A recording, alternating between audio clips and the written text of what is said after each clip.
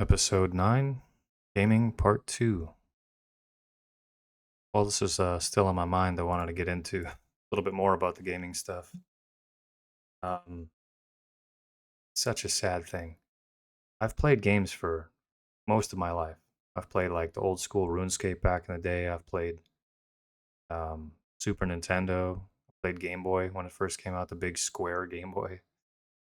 It's, I don't know. It was amazing. PlayStations, when they came out, I had a PS2.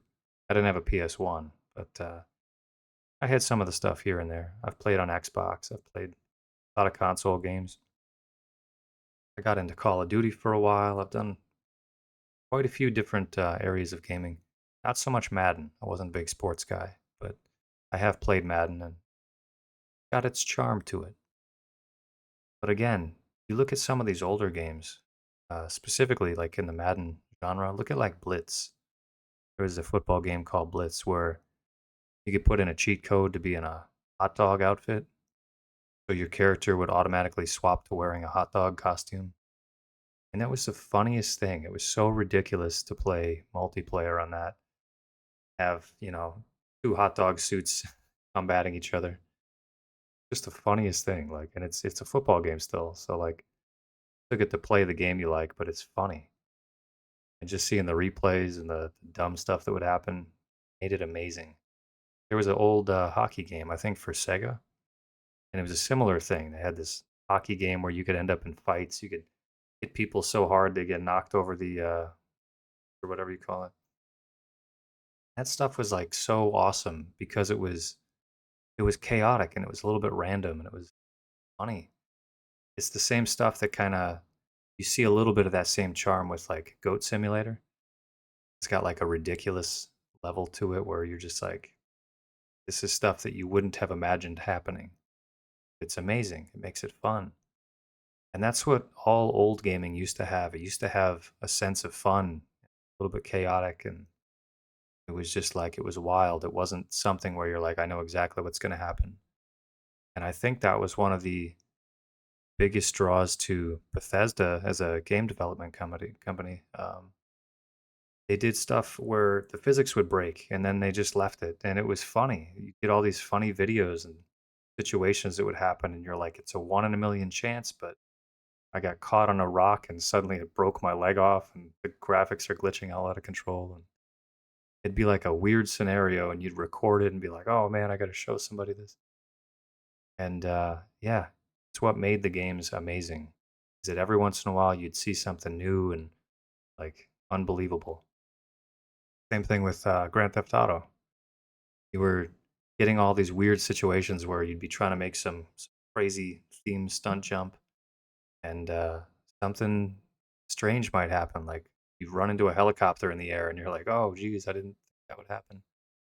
But it makes for amazing replays. It makes for replayability because you never know when something crazy is going to happen.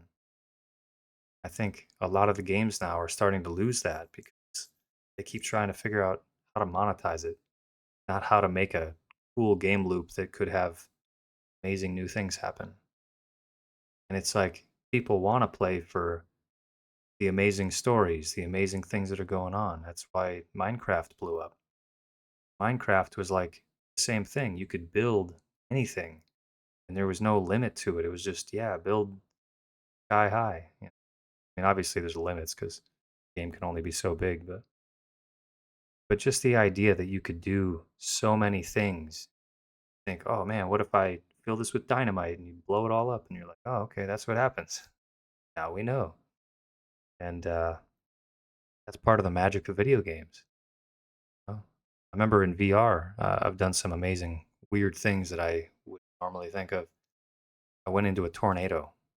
There's like a tornado simulator where you can drive a vehicle into a tornado, and you're like, I don't know what's going to happen, but it's super cool. And you get to be in a first person experience being thrown by a tornado in a vehicle.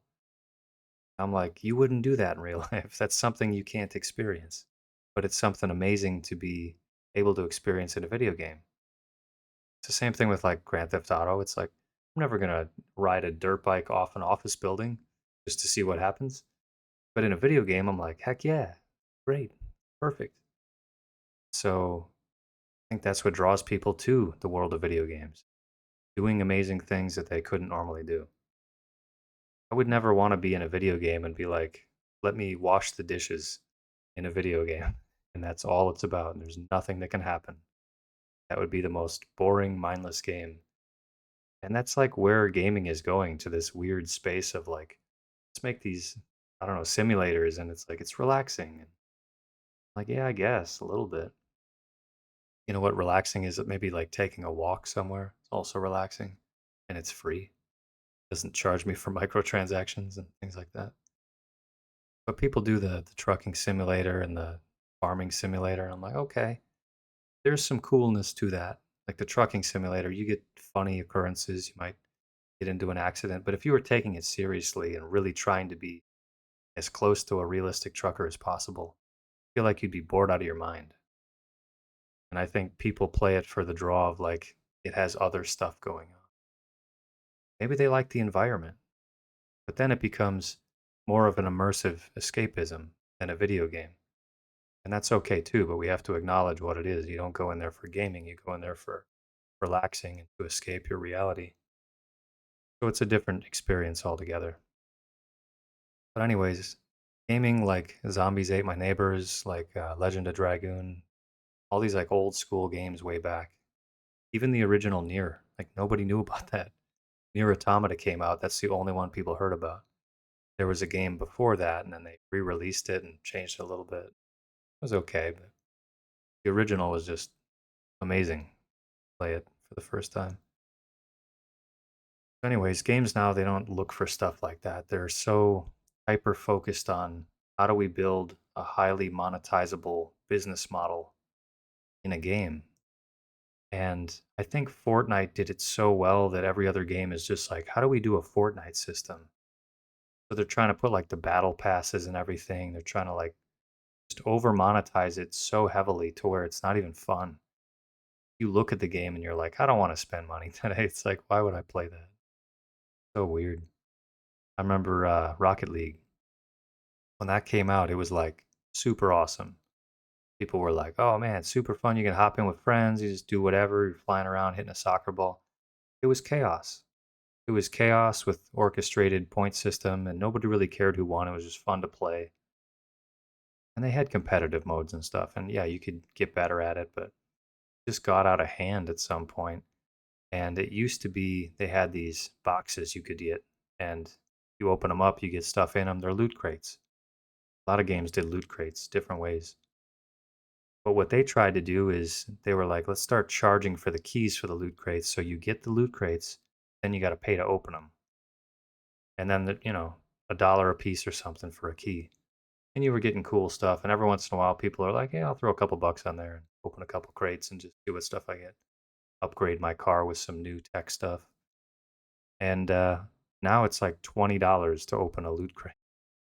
They just kept upping it, and people kept buying them. So they're like, let's just keep raising the price. And what they don't realize is the people who don't buy them slowly start not caring about the game anymore. Start looking at the game like a business model. It's like going to work. You just see the game and you're like, ugh, this is something I want to do with my life. So people start leaving, and then their community starts falling apart, and they're like, we're still making sales though. How's it happening? Well, because you're not taking care of your community. You're looking at your business model, which looks good, nice, bright, shiny business model, but then your community is like slowly building animosity toward the way that you're structuring your game. And pretty soon people are just like, yeah, that's old news. Nobody plays it. And I think that's kind of where Rocket League has went.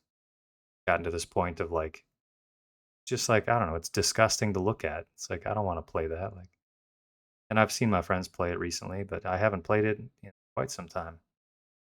And it just turns into that thing where I'm like, now I would not want to play it. I would never get pulled back into it. So, show Fortnite, a very similar system that happened where you had to have a season pass.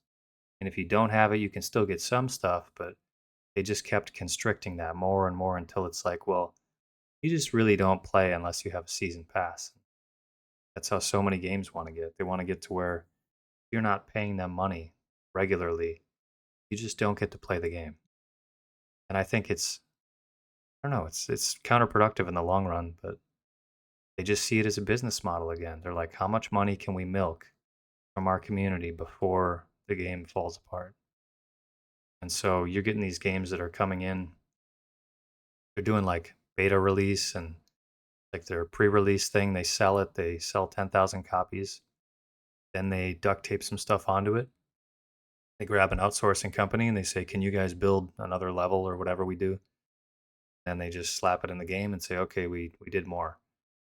And they sell it as an expansion or whatever, and it's like they just do that, and if it doesn't work, then the game's over, and if it does work, then they do it a second time.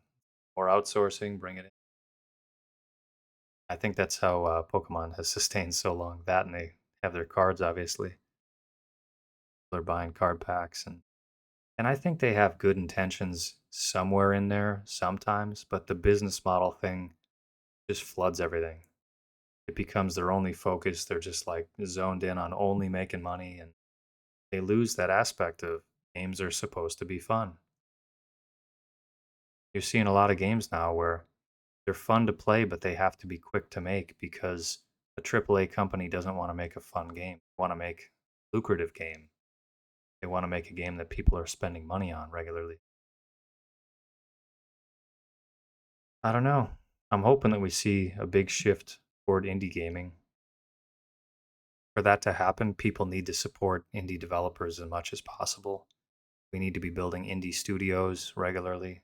It's to be a big thing that's happening in the US. And I think it's a good time for it, but I'm also scared because a lot of the development tools that I see as a developer, it's like it's difficult. It's difficult to get free assets because they start monetizing that and they're like the business model is it's fun to make a game, anyone can do it, just pay us money.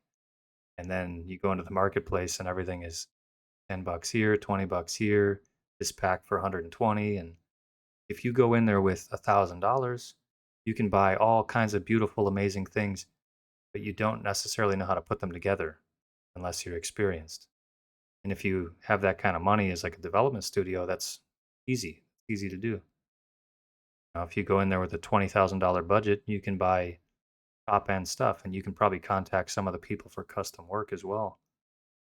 And I think that happens in some stuff. But again, at the end of the day, it's like we need to be supporting these small time game developers who are just trying to make something fun and exciting.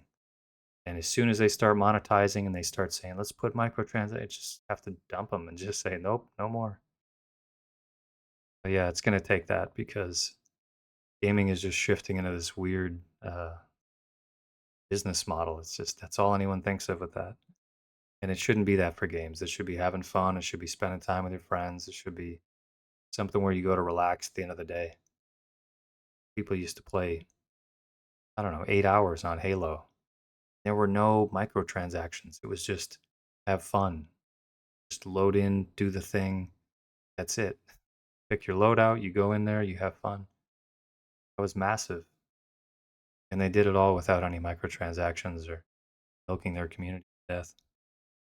So hopefully we see that shift. Hopefully we see stuff starting to push away from monetization and back towards what is fun, but it might take solo developers like myself to do that. It might take people making small games that do well to say, hey, we can make more small games that do well, and then start teaming up with other developers to make a replacement for what happened to AAA games. Start saying, hey, if we work on all these systems with 5 different studios, we could make a better Skyrim and we could, build that as a new game. Anyways, just some thoughts on that. Definitely had to go back into it though, because there's just so much to talk about.